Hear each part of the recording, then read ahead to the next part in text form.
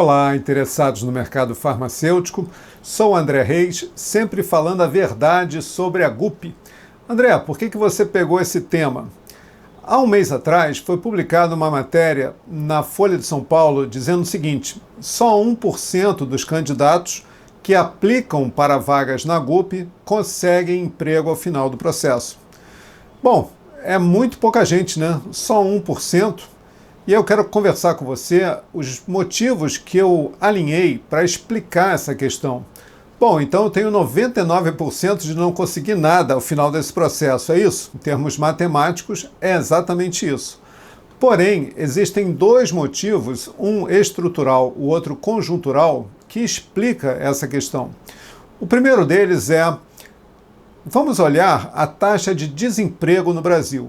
Aliás, o IBGE chama hoje de desocupados, porque para o IBGE, se você vende bala num sinal, ele considera que você tem alguma renda, então, portanto, você não está na categoria de desempregados ou desocupados. Pô, André, mas esse é um emprego informal, é um emprego que com chuva, por exemplo, a pessoa não vai vender nada porque o cara não vai abrir o vidro do carro para comprar a bala ali. Se você olhar para esse gráfico aqui, vai reparar que neste momento específico no Brasil, a taxa de desemprego está caindo e está caindo de forma consistente. Também, se a gente considerar a pandemia e considerar a confusão política que aconteceu nos últimos 3, 4, 5 anos, se a gente voltar um pouco mais também no impeachment da Dilma, vai entender por que os empresários puxaram o freio de mão para fazer investimentos com relação a pessoal.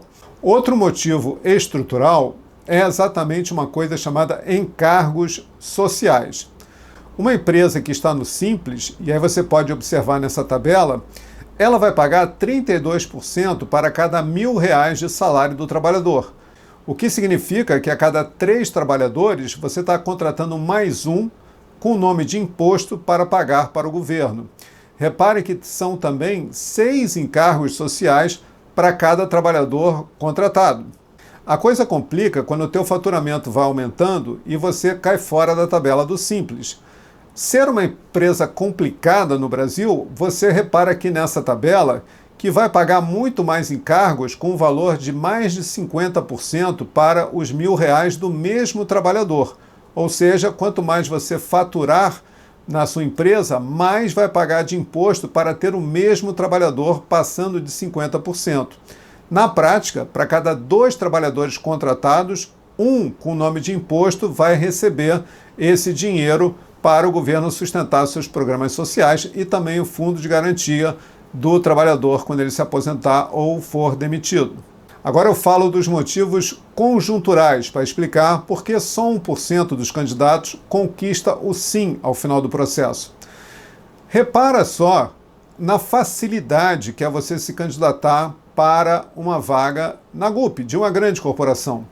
Conforme eu expliquei em outro vídeo, bastam 2, no máximo 3 cliques para você mandar a sua candidatura. Se você tiver perfil atualizado no LinkedIn, basta só clicando daqui, ali, aqui, ali, aqui, ali, e você vai se candidatar, conforme a própria matéria da Folha de São Paulo, um candidato para 200 vagas. Ainda segundo a própria matéria, uma vaga de trainee gerou até 15.000 candidaturas.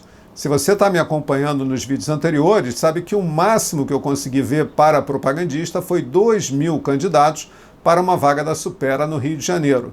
Mesmo assim, porque a Supera manteve essa vaga aberta por mais de 3 meses. Quando eu já expliquei no vídeo que no máximo um mês e meio é tempo suficiente para qualquer laboratório no Brasil ter uma massa gigantesca de candidatos para a partir daí acionar o robô da GUP e ele então fazer o filtro.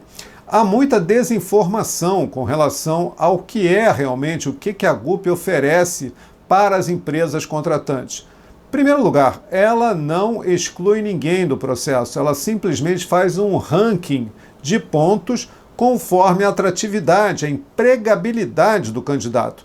Dentro desses critérios, naturalmente entra a região geográfica. Se a vaga é para uma cidade e você está se candidatando a mais de 30, 40, 50 quilômetros da vaga, vai ser muito difícil você ser contratado. Esse é um critério básico. O outro é a escolaridade. A vaga exige curso superior. Aí você vai com ensino médio, ou menos ainda, com ensino fundamental, se candidata porque vai que cola. Não, não cola. O robô Gaia foi feito para isso. Essa inteligência artificial, na verdade, é um filtro dizendo que se a vaga é nível superior e você colocou qualquer coisa abaixo disso, pontuação é 0.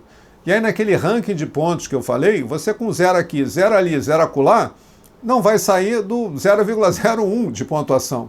Se não tivesse o robô da GUP, por exemplo, auxiliando os gestores da Supera, aqueles 2.000 currículos que foram enviados para aquela vaga do Rio de Janeiro teriam que ser analisados um por um. Se cada currículo tivesse só uma folha, mesmo assim o gerente da vaga teria que analisar 2.000 folhas. Você acha que isso é possível realmente de acontecer? Por isso, a dica do André é muito específica. Antes de culpar a GUP, olhe para o seu currículo.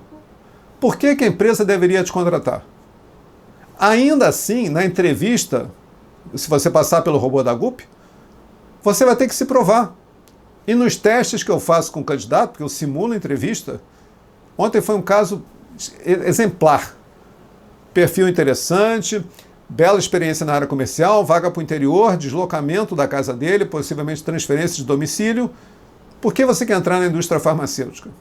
Quero melhorar minha qualidade de vida. E falou isso com muita assertividade. Tenho um filho pequeno e quero dar o melhor para ele. Tá, a vaga para o interior.